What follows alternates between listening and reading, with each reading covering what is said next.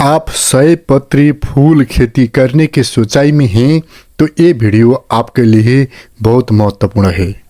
यो video देखने के बाद में आपने सरल तरीका से इजी तरीका से फूल खेती कर सकते हैं।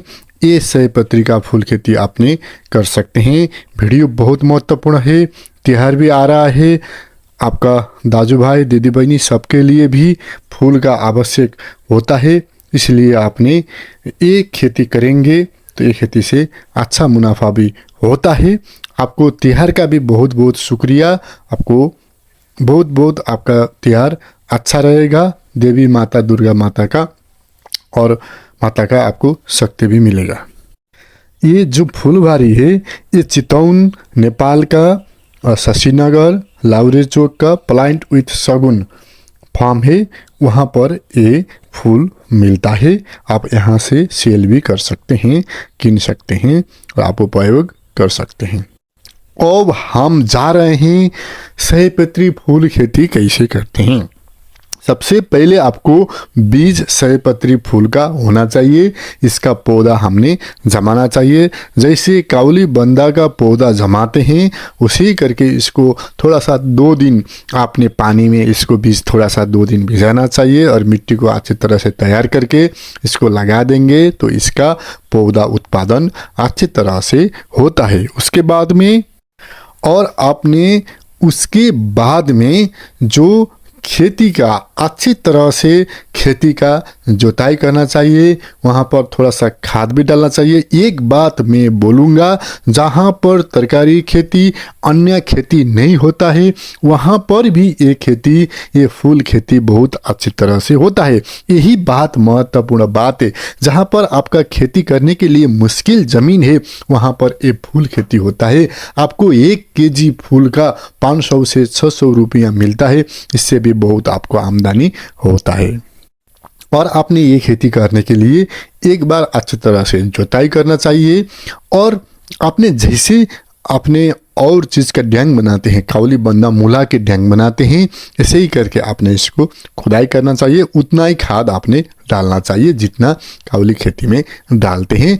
अगर आपको मल का खाद का समझना चाहिए, एक गट्ठा में आपने इसमें आपने 10 डोका अथवा आपने 200-300 केजी आपने खाद डालना चाहिए। उसके बाद में थोड़ा सा DAP पोटास यूरिया भी डालेंगे तो उतना अच्छा ये होता है।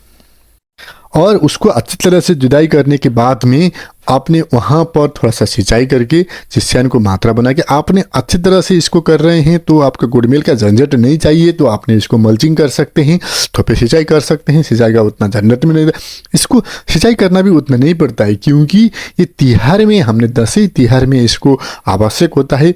इसलिए हमने इसके आगे जो पानी आता रहता है उतना सिंचाई करना भी नहीं पड़ता है, इसलिए ये मुश्किल भी उतना नहीं है।